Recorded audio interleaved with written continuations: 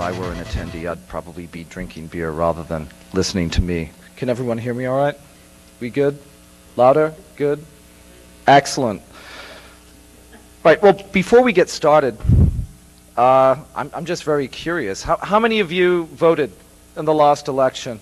Have you a sign of hands? Wow, that's more than I expected. Well, you're too young to vote.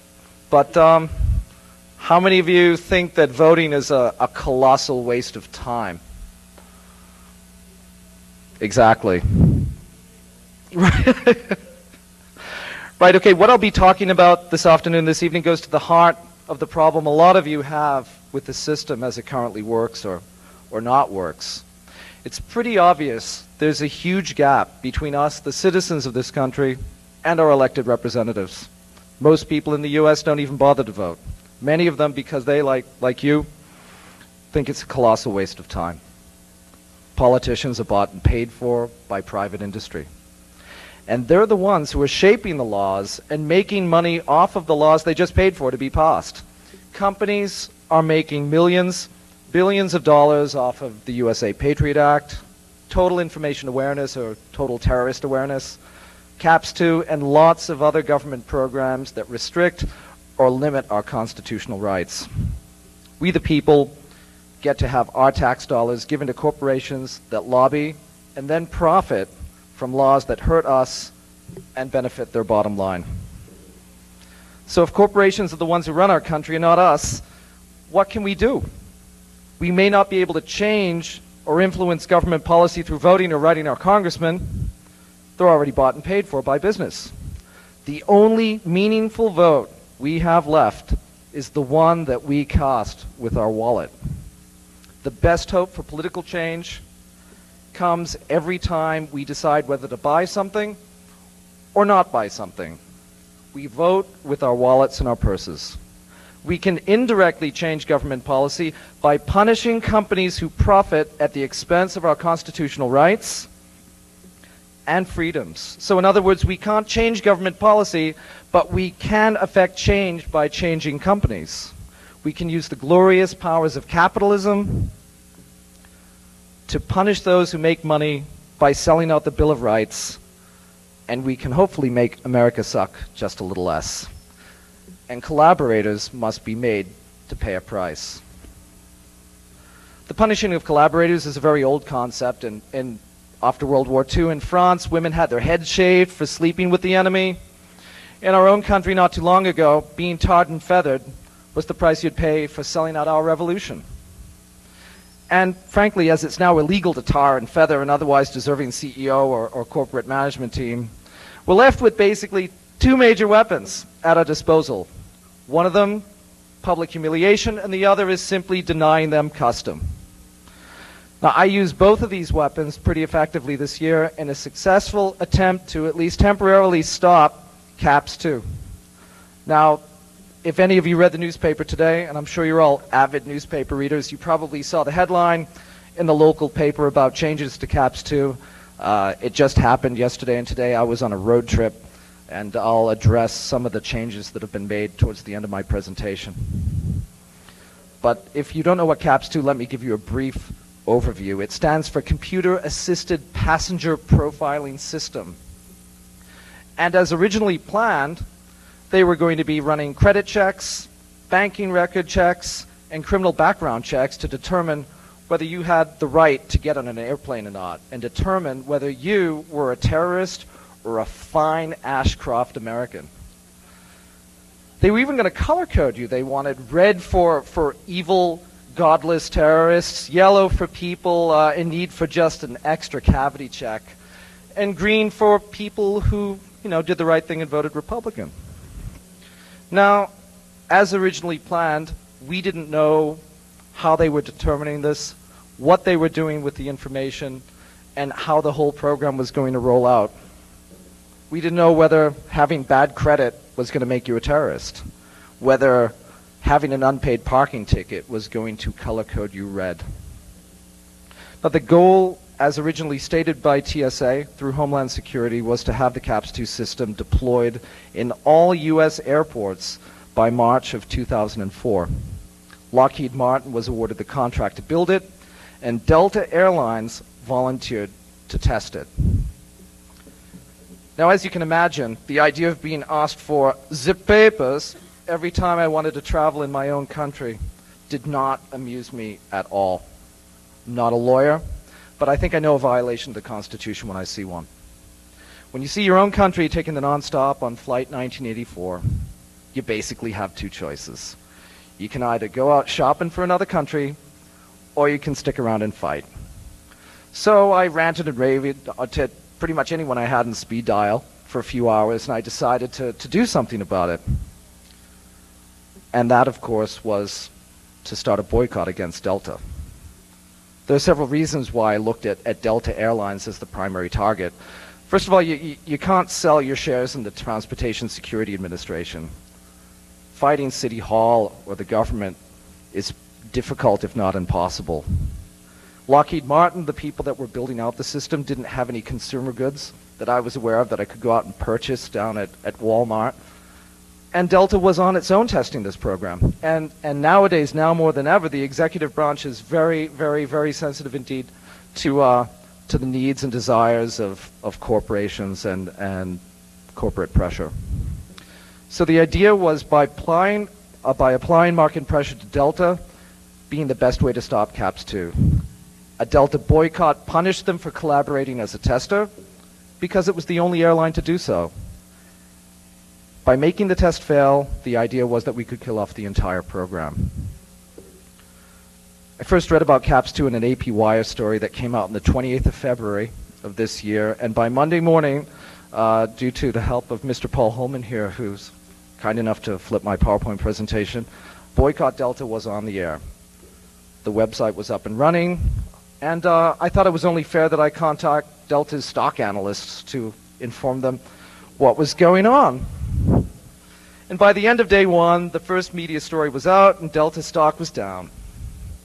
The following week, a story attacking Delta in the New York Times. The headline was beautiful. It read, "Safer Skies or Welcome to 1984. So enraged Delta's CEO, Mr. Leo Mullen, that he hopped on a plane to D.C. and demanded that the TSA pull Delta's fat from the fire. The media onslaught against Delta and CAPS 2 went from zero before the boycott to appearances on CNN, NPR, in every major daily newspaper in the country. In all, over $27 million worth of negative publicity rained down on Delta. I received over 8,000 emails.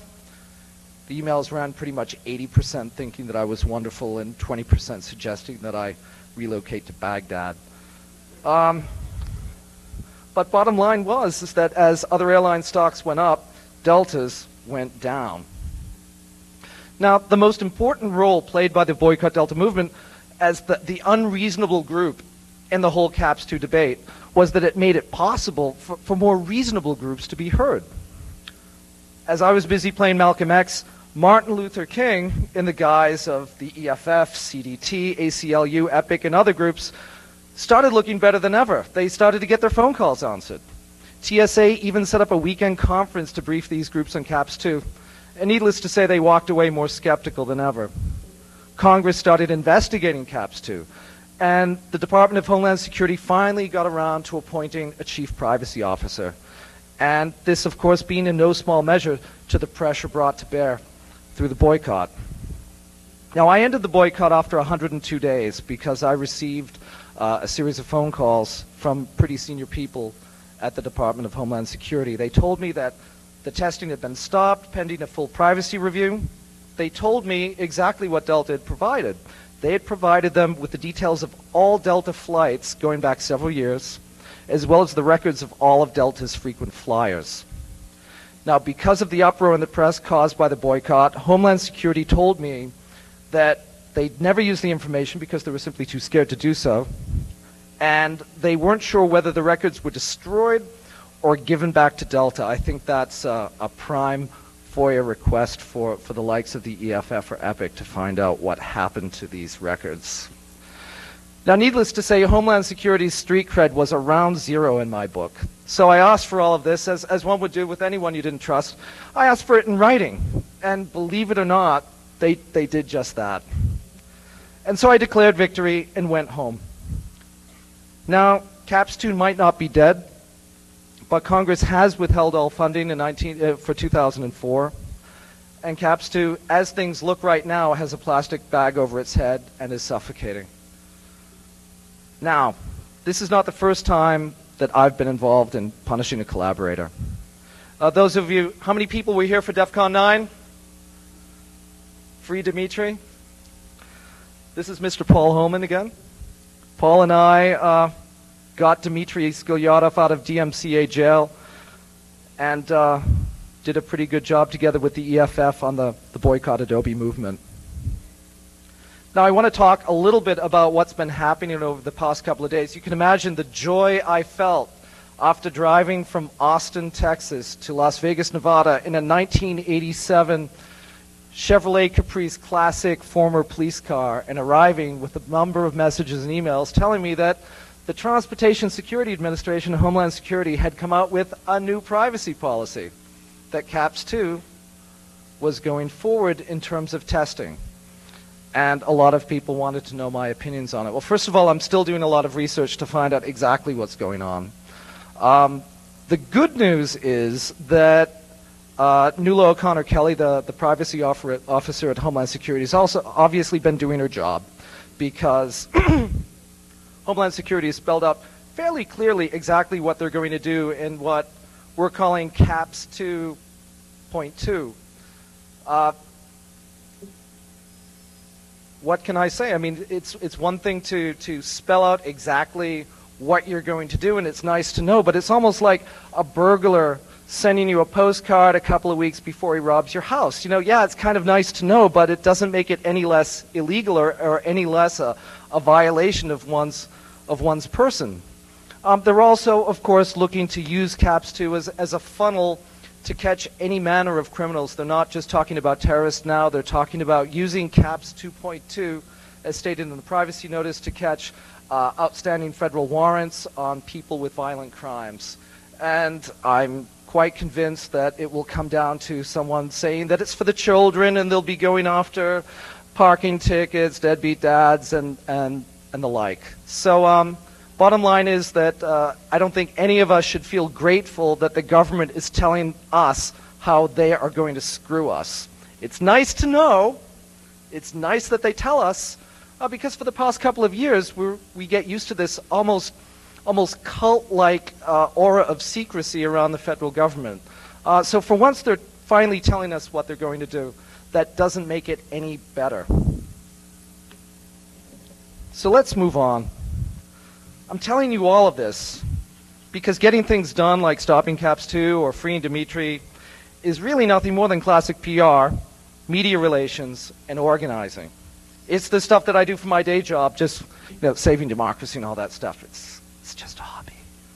You can be doing this too. And so with that, I've put together a few things. If you're thinking about taking action, if there's a collaborator that you're looking to punish, if there are things that you want to do and fight the good fight, I've put together some rules. And being the quiet, shy, humble guy that I am, I've gone and called them Scannell's rules. So let's look at number one. You have to get angry. You have to have your own personal limits violated and crossed to the point where the anger boils over. To point two, where you get so angry that you're actually going to do something. Now that's the hard part, because I don't know about you, but I get angry about 18 times a day. One of the many reasons why I don't own a handgun, because I'd probably use it about 18 times a day. But you need to get angry and actually want to do something. You also need to focus that anger. You need to focus what you're going to do. It's one thing to read an article, on the AP or in Wired or somewhere on Slashdot. It's another thing to go out and do some research, learn the facts, and find out what other people are doing. It's completely pointless if somebody's already doing something about it that you can contribute something positively to, whether in a social way or with your technical skills. Get them out and deployed. Set a goal. And be realistic about it. I mean, don't say, we're going to kill off the DMCA now, because that's a fairly unrealistic goal. But what you can do, laser-like, is to focus on one small part and say, okay, I'm going to work on this part. And once you decide what your goal is, don't deviate from it. It's important for you because you're not shifting the goalposts, and it's important for whomever you're going after that they know that your word is good, that once the goal is achieved, that you'll stop and walk away. Acquiring a target is an interesting thing.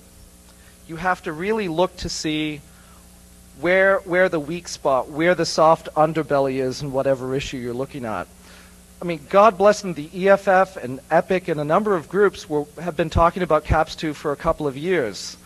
But frankly, the press wasn't paying attention to them. And that's wrong, because they're reasonable and smart and have great lawyers and actually know what they're talking about. And I'm a guy with $17, and a cell phone. But it worked. It worked. Once you've acquired a target, you've got to decide whether you're going to play Martin Luther King or Malcolm X. Martin Luther King is reasonable. You can talk to Martin Luther King. Malcolm X is by whatever means necessary. And just as in the civil rights movement in the 60s, the only reason why the Civil Rights Act was passed, the only reason why Martin Luther King has a national holiday named after him, is because Malcolm X was out there lobbing bombs and applying pressure on the unreasonable side. The unreasonable made the reasonable possible. Don't do this alone. You've got to recruit help. You need people around you. If you are someone who's technically inclined, get someone who can help you with words, someone who can write. If you're a writer, don't try to design your own web page, because if you do, it will look like the web page I first designed before I managed to go out and recruit a number of friends that were able to help me. Put together a team of people that believe in what you're doing and are going to be willing to see all of this through. Now, you've got your goal, you've acquired your target, you've got to think about how you're going to package all of this. How are you going to say in one sentence what you're up to? Because one sentence is pretty much all you have. Whether you're talking to the media, whether you're trying to explain to friends, whether you're just trying to get the word out, you kind of have to know what you're doing in terms of what your story is and what your goal is. Make it personal. The devil hates to be mocked. Leo Mullen, God bless his heathen soul, didn't know what was coming after him. He was compared to a Waffen-SS officer. He was given horns. We put a picture of purple Kool-Aid in his hands and compared Delta's headquarters to Jim Jones' cult temple. And when they get angry, they get stupid. And the fact is that Delta brought a bag of checkers to a chess game, and I cleaned their clock. They have literally hundreds of PR professionals on staff, but yet they blew every possible opportunity they had to play this story so they did not look like the fools and incompetents that they looked like in the media. Keep it legal. Now, putting a picture of purple Kool-Aid in Leo Mullen, CEO of Delta's hands, is mean. Comparing him to possibly being not unlike someone who liked to say Sig Heil is mean.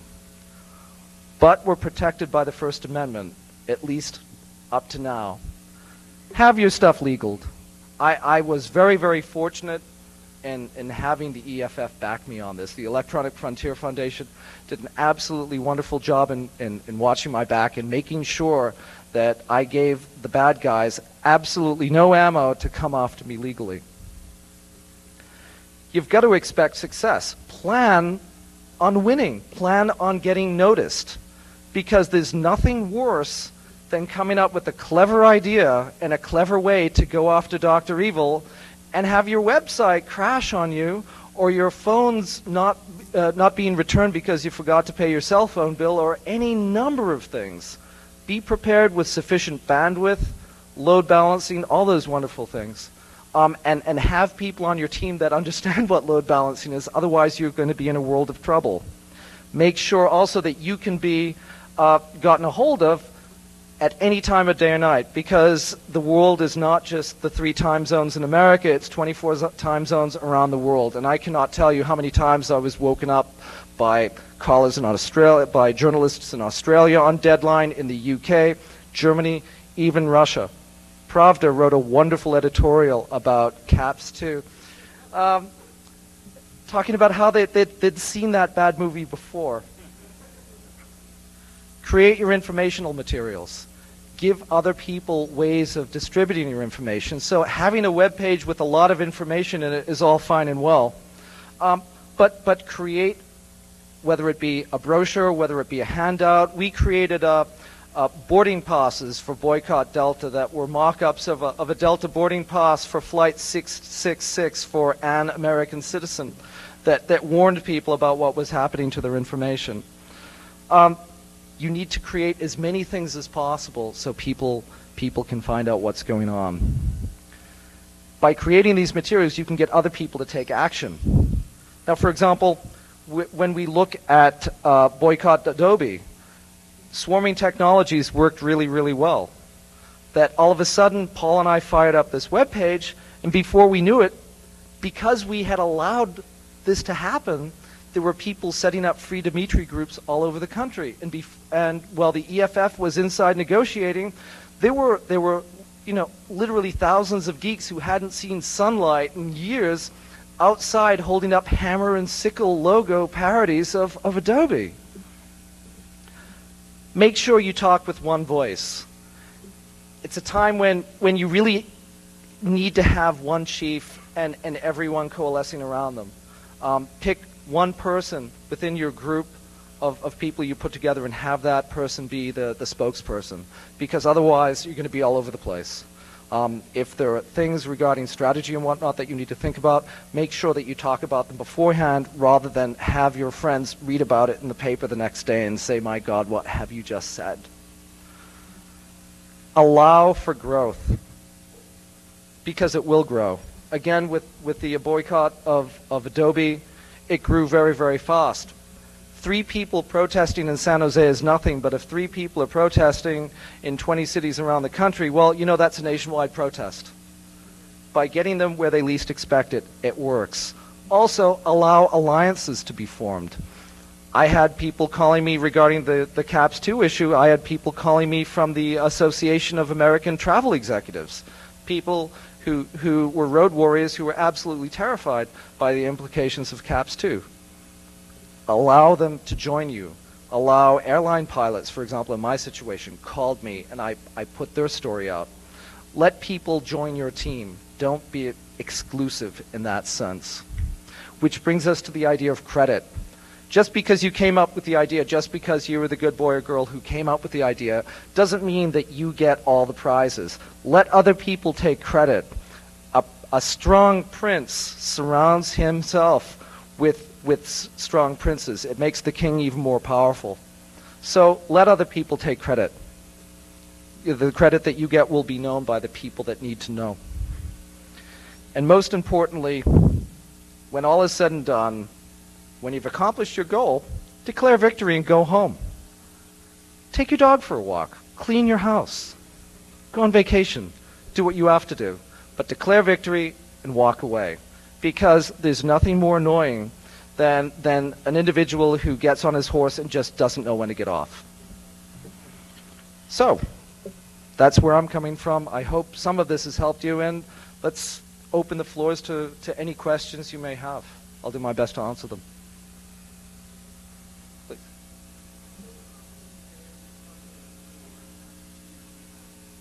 Correct. Yeah, I've watched people who can't swim try to swim. They panic. I see Admiral Poindexter getting fired over his terrorism futures market, and 2 days later a privacy notice coming out.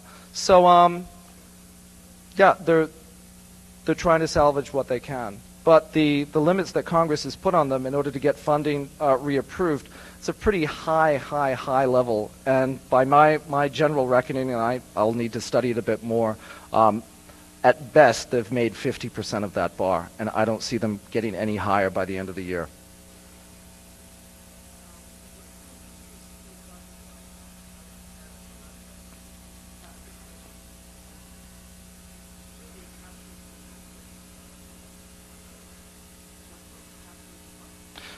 The gentleman asked, at what point did CAPS go too far? At what point did it cross my personal line? I mean, in many ways, you're right. It's like the frog in the pot. You don't know how hot the water is really getting until you're boiling in it. Look, this is America. I have the right, as an American, to travel anywhere I feel like it. We do not have internal border controls. Burma has them. China has them. North Korea does. But not my country. So for me, the idea of having to show the papers after I spent 4 years, 2 months, 18 days in a wake-up wearing a U.S. Army uniform really, really upset me. So that was my personal line. You're right. We need to catch bad guys. But what CAPS 2 assumes is that somehow using a computer system, you might not be able to say who the bad guys are, but you can certainly know who the bad guys are not. And anyone who's spent more than 5 minutes studying crypto or any sort of computer security knows that that's just absolutely false. So when you have a bunch of people down in the 18th sub-basement of Homeland Security headquarters being fed granulated sugar and Wonder Bread with lots of bright fluorescent lights, coming up with systems like this, it's really left to an individual to say, this is not right.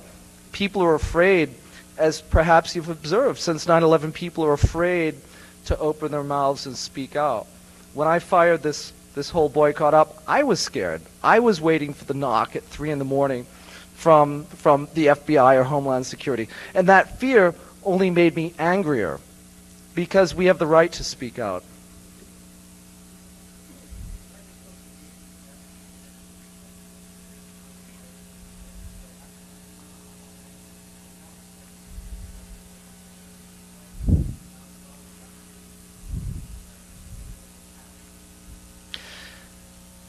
I got 8,000 emails, and frankly, it wasn't until about a month ago that I actually got to read all of them. I tried my best on the website to take a selection of the letters that I was getting from people, but people are afraid. People are really scared. There is that, mommy, help me, protect me. I don't care if I have to fly naked, handcuffed, and cathetered. If that's going to make that plane get from A to B, God bless them all. There are a lot of people who have that fear in them. There are also a lot of people who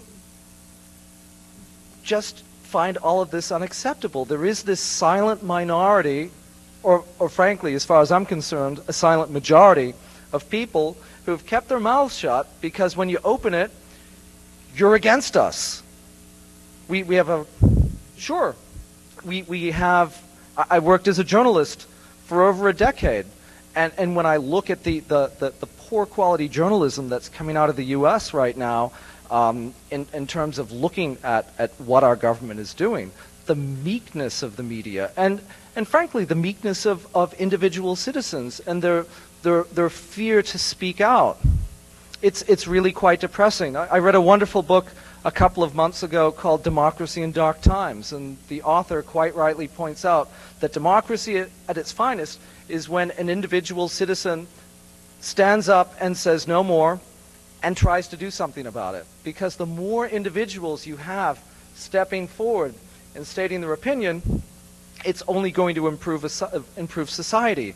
You don't need to have a focus group for that. You know what's right and wrong. You have a moral compass, so use it. And don't stay quiet.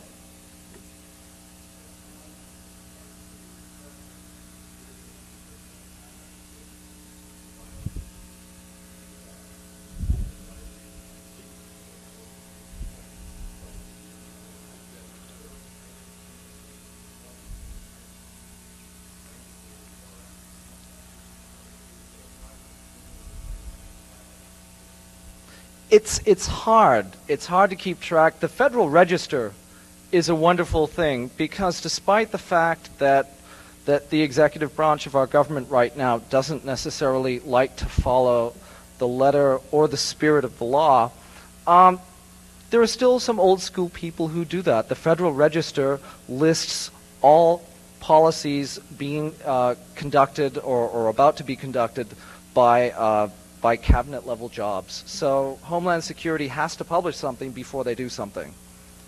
they, of course, weren't doing this until they appointed a chief privacy officer who said, terribly sorry, but there's that whole Constitution thing and that whole Privacy Act of 1984 thing, of 1974 rather, and you have to do some stuff, and if you don't, you're breaking the law. It's difficult to keep track, but, you know, there are a lot of human beings in our country. I mean, not everyone is a mindless automaton. I can go off to Delta and beat on them, but I can't tell you the number of emails that I got from sources inside Delta saying, hey, I'm a pilot, I'm appalled by this is what I know, hey, I work here, this is absolutely terrible, this is what I know. So we all, confidentiality agreements or not, secrecy clauses or not, still have the ability to be good Americans. We might not necessarily be able to shout it, but there's still ways to get it out.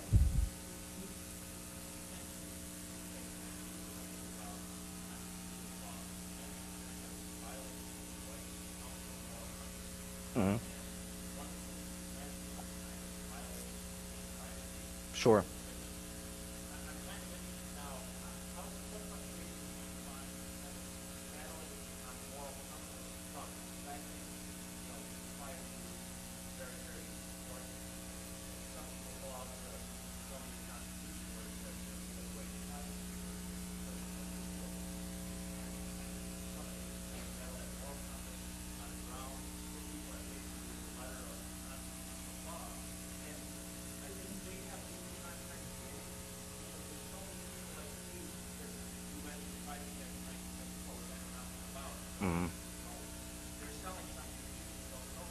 No, sure, but by the fact of you asking that question, you've just proven to about 100 people that you are not a moron. You're a pretty smart guy. And you fooled me. But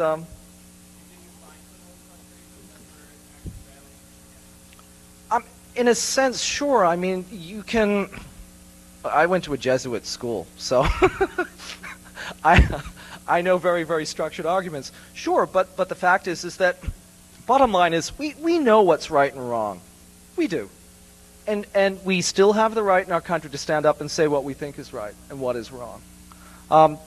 There is a right to privacy in the Constitution, at least according to Justice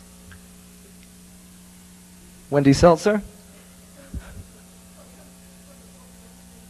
To the Constitution. It comes from the Fourth Amendment. I wanted to say William Brennan, but I'm not sure if he was the gentleman who spoke about the right to privacy. You're right. It's not, I can't say, yes, it's Article 14, because it's not. But it's implicit throughout the Constitution. And again, we know when something is wrong, and we can step forward.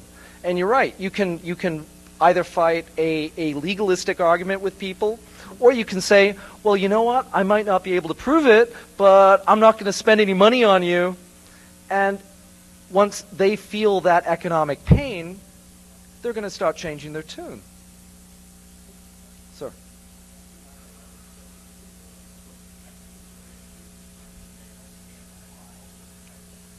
Mm.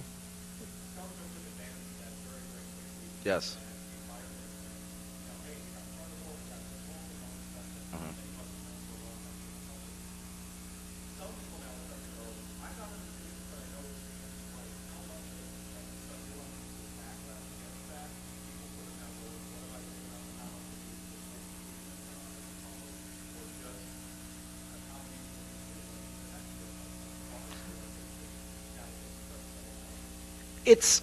I still get about 25, 30 emails a day. In fact, I found out about what was happening with the new Privacy Act notice in Caps 2 from one of old Ben Franklin's gentle readers.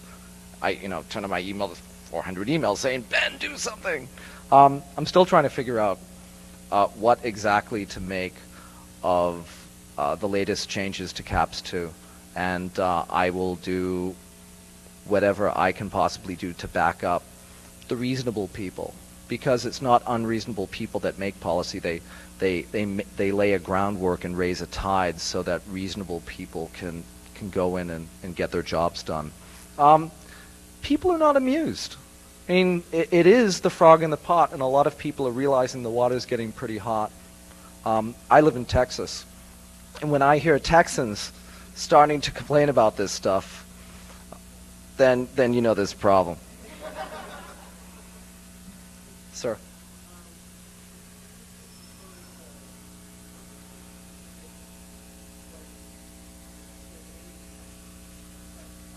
Their needs are my needs. They work for me. I am their employer.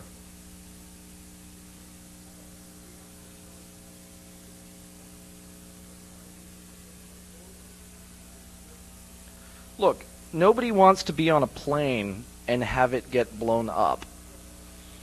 But the fact is that, I am not prepared to surrender everything. Frankly, I think John Gilmore is absolutely right. I don't see any reason whatsoever why I even need to show an ID to get on an airplane. As long as it's pretty clear that I don't have thermonuclear devices strapped to my back or an AK, or I am just a general bad guy about to spontaneously combust, I think I should be able to fly from point A to point B. Now, what CAPS 2.2 talks about is just this very issue. They're saying, oh, well, it's a terrorism catchment measure, but, we can look for these other guys too. And it expands, and all of a sudden, you have a funnel in which the government is allowed to set up an internal border, funnel people through, and decide who are the bad guys and who are the good guys. Do I think murderers are good guys? No. Is a murderer who's totally unarmed, who wants to fly to Cleveland, is he a threat to me on an aircraft? No. Any other questions? Thank you very much for coming. Thank you for your time. Wait. I have one more announcement. So there have been some rumors about the car, about the Bluemobile, and they're all true. So here's the deal. A few friends of mine and I, we bought a car at a police auction in Austin, Texas, painted a beautiful, beautiful 1987 Chevrolet Caprice Classic, a very fetching blue color. Got it inspected, threw some Texas plates on it, and we drove it here to Vegas.